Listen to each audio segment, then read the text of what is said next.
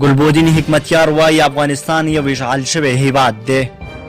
د افغانستان د اسلامي ګوند مشر او راتلونکي ولسمشریزو ټاکنو ته نومان ګلبودین حکمتیار پرون ورځ د خپلو ټاکنیزو منډو رامنډو په پار پرون بدخشان ولایت ته تللی و. د خپلو پلویانو ته په وینا کې وویل چې افغانستان یو اشغال شوی هیواد دی. حکمتیار وایي چې تر څو بهرني ځواکونه له افغانستانه بهر نشي دلته سوله نشي راتللی.